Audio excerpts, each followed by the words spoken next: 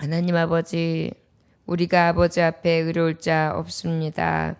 그러나 하나님, 우리가 어떠한 하나님의 말씀 앞에서든지 겸손하게 하시고 또한 권면하는 입술도 더 다른 사람을 나보다 더 낮게 여김으로 그들을 섬기고 더 높일 수 있는 귀한 종들이 되기 원합니다.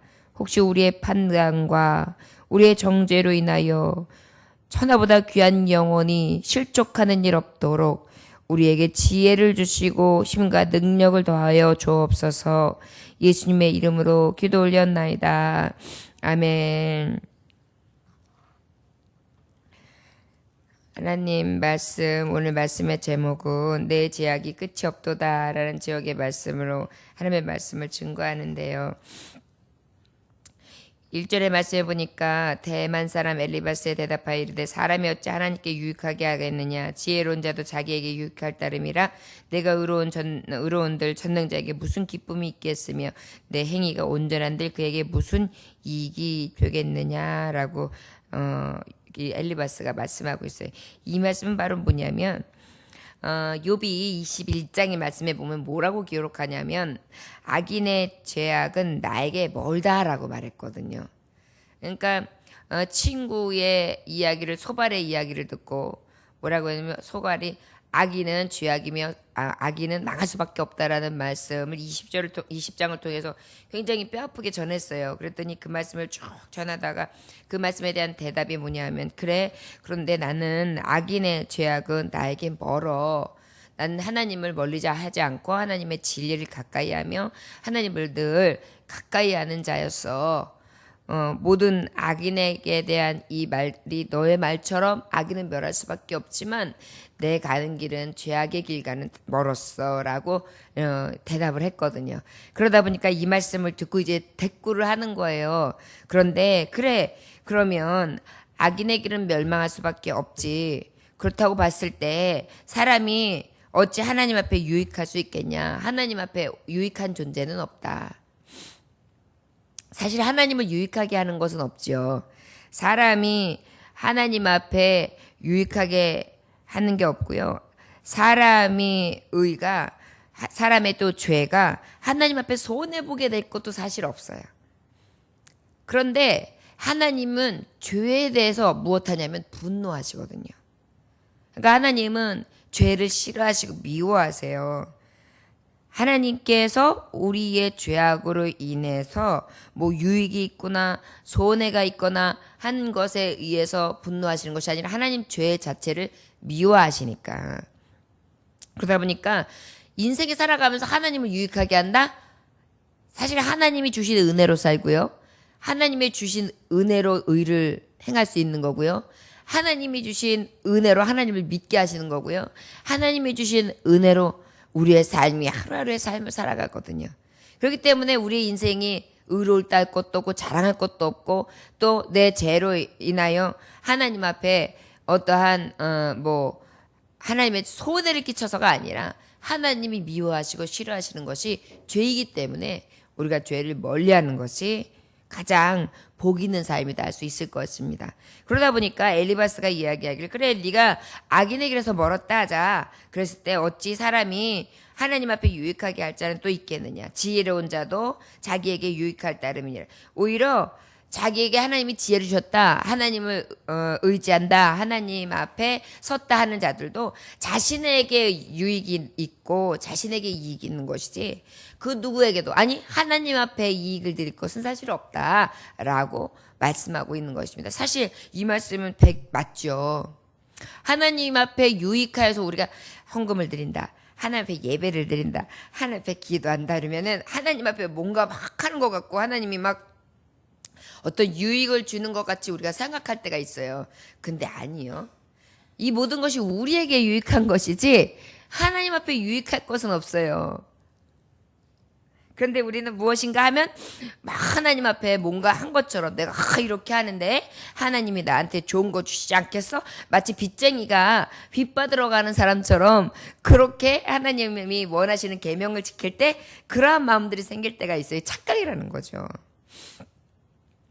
내가 의로운들 젖는 장에게 무슨 기쁨이 있겠으며 내 행위가 온전한들 그에게 무슨 이익이 되겠느냐.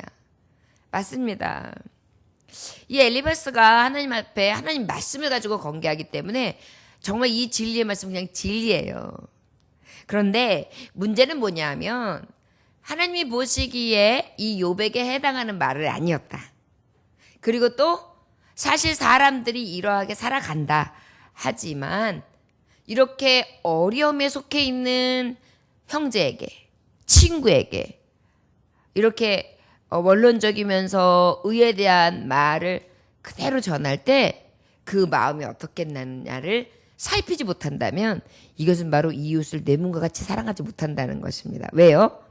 내 몸과 같이 사랑하는 것은 내 몸처럼 여기라는 것이지 않습니까? 근데 이러한 욕과 같은 고난을 내가 당했다고 생각하면 내 입장이라고만 조금만 생각해도 글쎄요. 엘리바스와 같이 좋은 친구라고 하는 사람이 욥에게 이렇게 원론적인 얘기를 할 수 있을까요? 내 입장이라고 하면 사실 하고 싶어도 못 하거든요. 그러다 보니까 하나님의 말씀을 지금 한 차원에서 좀 더 깊이 보면 형제를 사랑하고 이웃을 진정으로 사랑한다면 한 번 더 그 입장을 고려하고 배려하면서 그렇게 건개했을 것입니다. 자, 이 엘리바스의 말은 100% 맞습니다. 아주 맞는 말씀을 하고 있는 것이고요.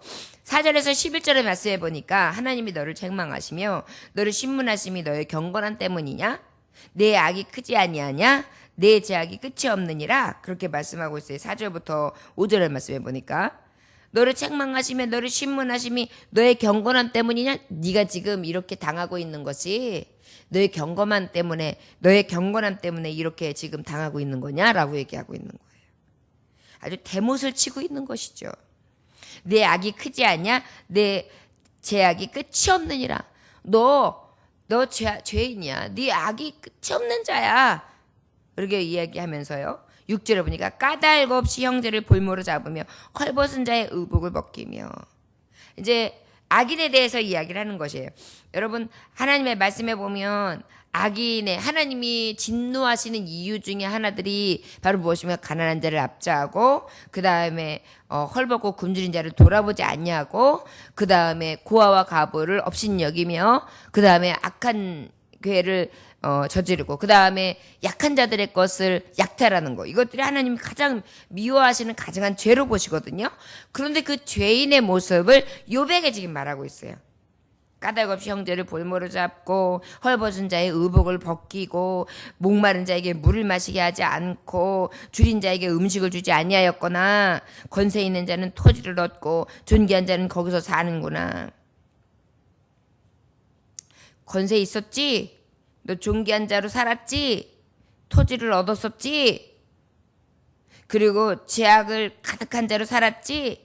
형제를 볼모 삼았지? 종살이 시켰지?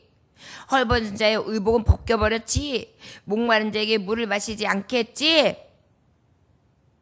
권세 있는 자의 토지를 얻고 존귀한 자의 거기에서 살았지? 너는 과부의 빈손으로 돌려보냈지? 고아의 팔을 꺾는구나.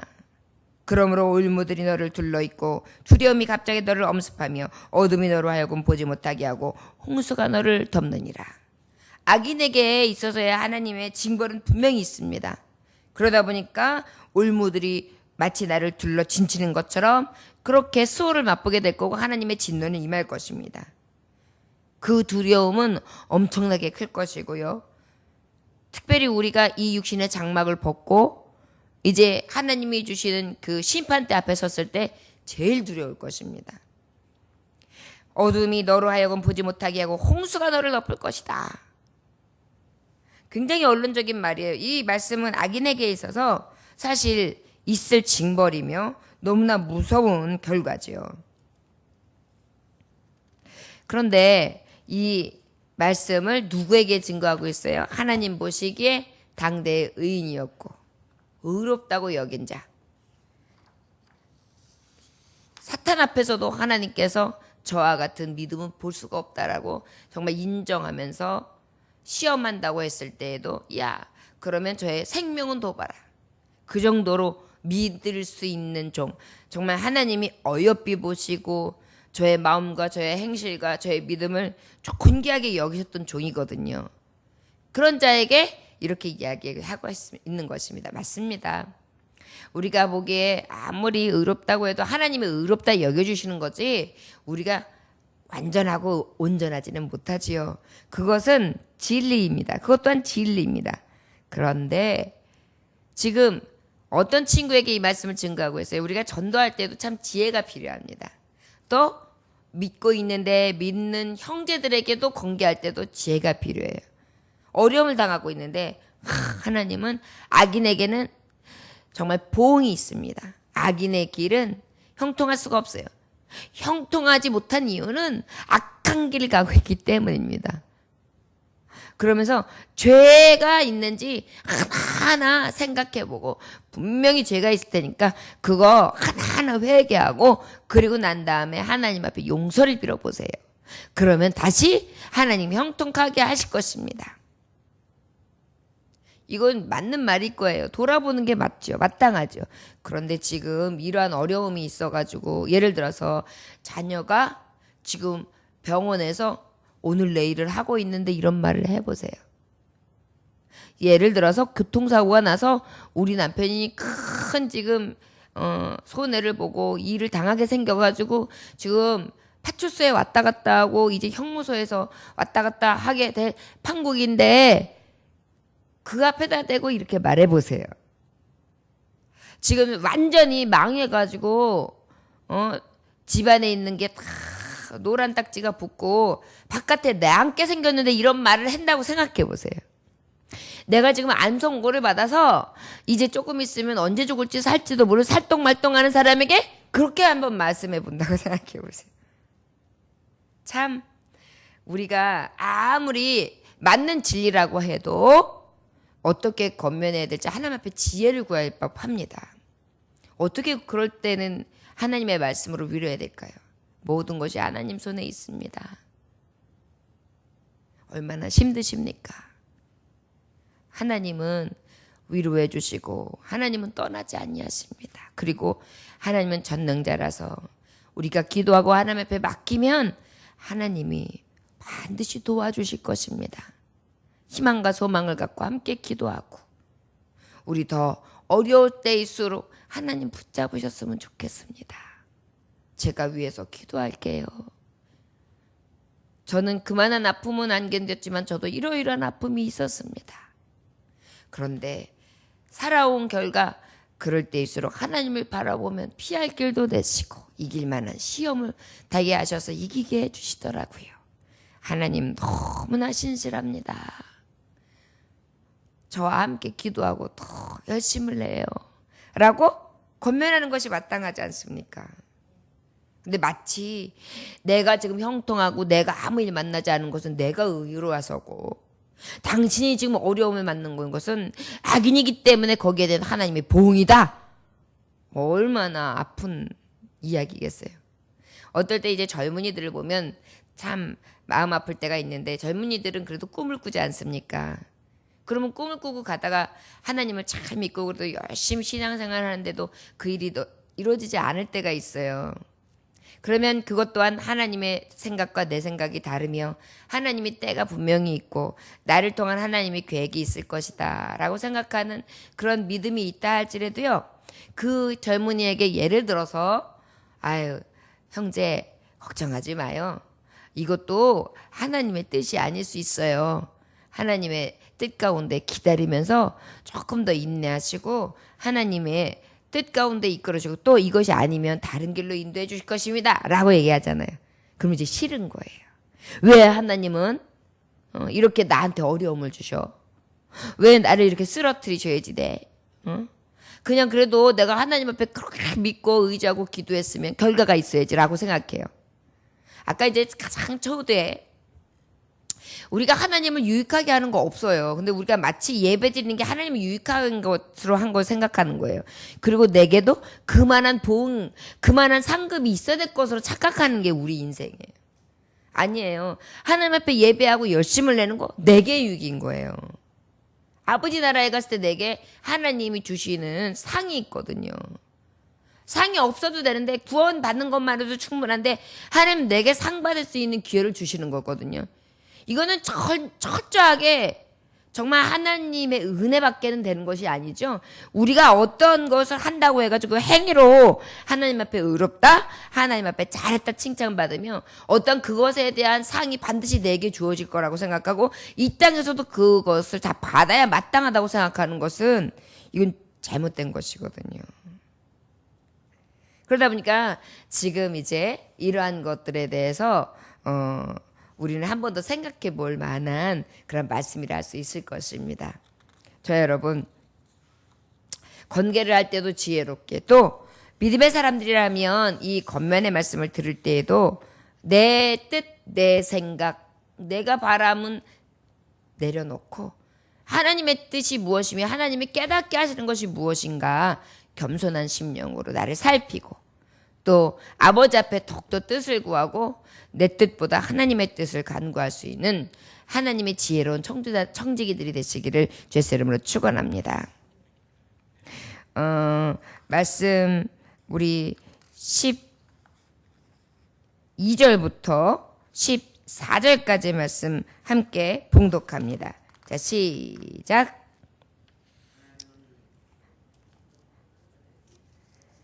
하나님 높은 하늘에 계시지 아니하냐. 보라, 우두머리 별이 얼마나 높은가. 그러나 내만 하나님이 무엇을 하시며 흑암 중에서 어찌 심판하실 수 있으랴. 빽빽한 구름이 그를 가린즉 그가 보지 못하시고 둥근 하늘을 거니실 뿐이라 하는구나. 우리가 고백하는 것이 어떻습니까? 하나님은 높은 하늘에 계시지 아니하냐. 보라, 우두머리 별이 얼마나 높은가. 우리 하나님이 어떤 분이시죠? 높고 높은 하늘에 계세요. 비행기를 타고 저 높이 올라가도 층층천이에요.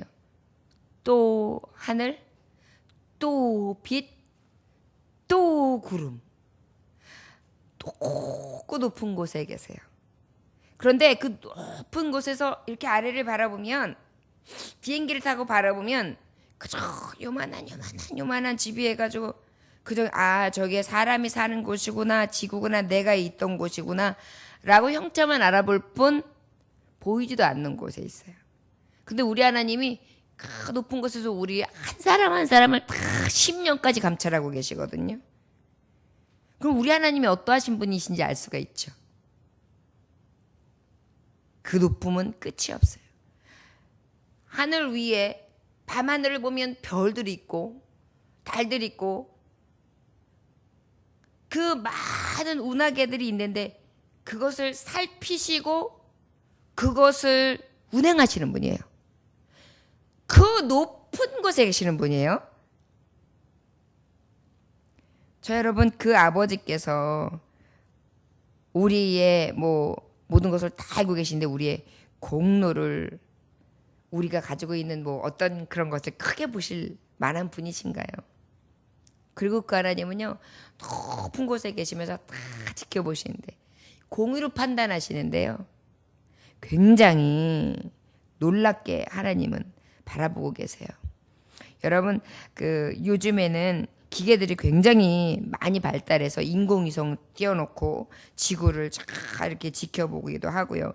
고성능 초정밀 카메라로 쫙 줌인을 하면 어때요? 굉장히 작은 사물도 크게 보이고요.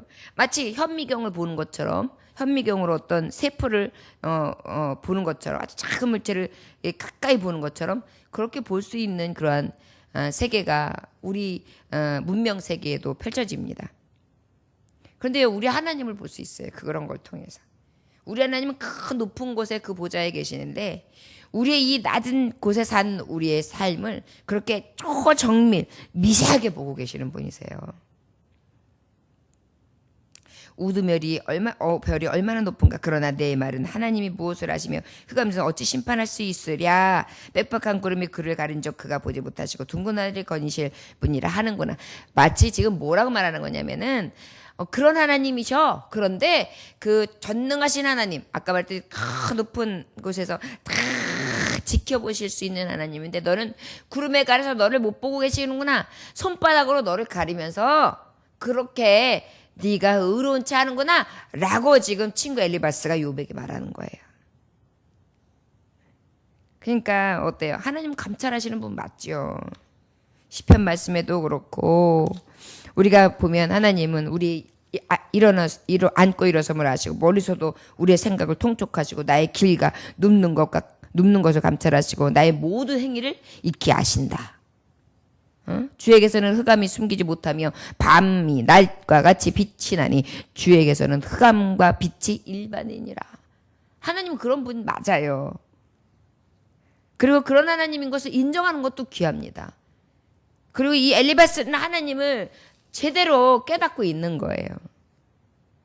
그런데 욥이 그렇다고 해서 하나님을 깨닫지 못하는 게 아니잖아요.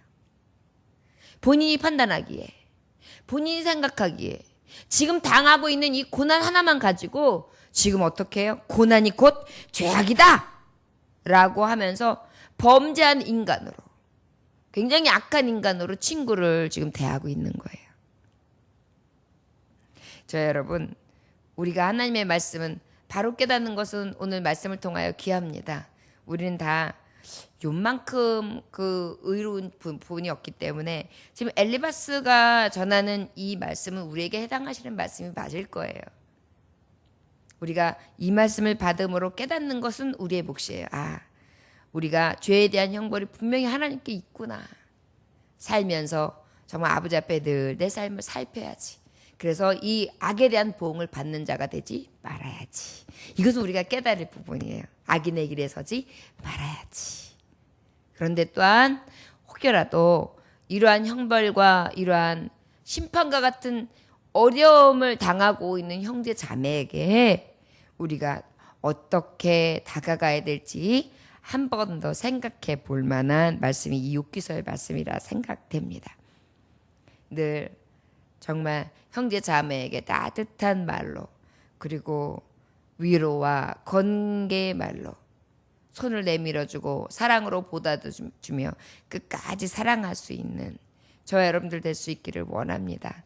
혹 욥처럼 열심히 믿고 열심히 하나님 의지함에도 불구하고 어려움을 만났는데 그 어려움을 이렇게 조소하며 이렇게 하나님의 말씀을 가지고 나에게 죄를 살피라고 하는 이러한 억측과 같은 말을 내게 하여 내 마음이 너무 슬프고 고난 일이 생긴다 할지라도 욥처럼 내가 뼈 아프지 않음에도 불구하고 이 말을 들었는데 나는 능히 담담히 이겨야지. 그리고 이 친구를 이해해야지. 말씀을 안다고 해서 말씀을 가지고 이야기할 때 사람의 인생을 다 이해하는 게 사람이 아니기에 말에 실수도 있을 수 있고 그 말이 진리다 할지라도 나에게 해당되지 아니하고 내 마음을 아프게만 하는 그러한 현실이 있다 할지라도 아버지의 말씀을 우리 미리 어떻게 했어요? 지금 미리 경험하는 거예요. 이런 일을 당할 때 우리는 어찌할까? 욥처럼 마지막까지 견디는 거죠. 그리고 그렇게 저희에게 대하는 친구들도 끝까지 사랑하는 거죠.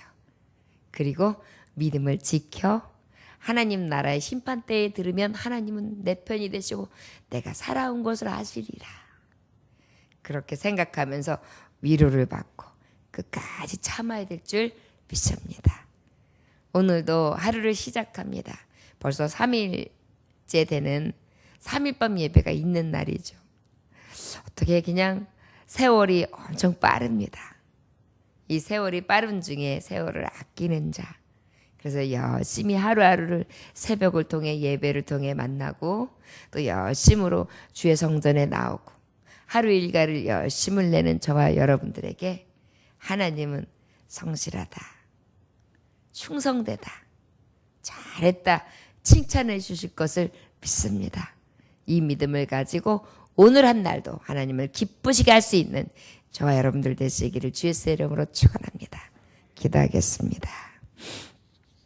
하나님 아버지 감사합니다. 악인의 길에 서지 아니하고 오만한 자, 교만한 자의 자리에 앉지 않고 오직 하나님의 말씀을 주야로 묵상하며 주의 공의, 하나님의 그 공의 안에 보응이 있을 때 의로운 자와 악인의 길에 하나님의 상과 벌이 분명히 있음을 우리는 깨닫게 하여 주옵소서. 그리하여 남이 무엇라 하는 것이 중요한 것도 아니고 하나님 앞에 내가 무엇을 드렸다 하여 그것이 아버지 앞에 유익함도 아니며 모든 것이 다 내게 유익하고 죄를 멀리하시고 죄를 미워하시는 하나님 앞에 진노가 일어나지 아니하기를 위해서 두렵고 떨림으로 예배하는 자 될 수 있게 하여 주옵소서.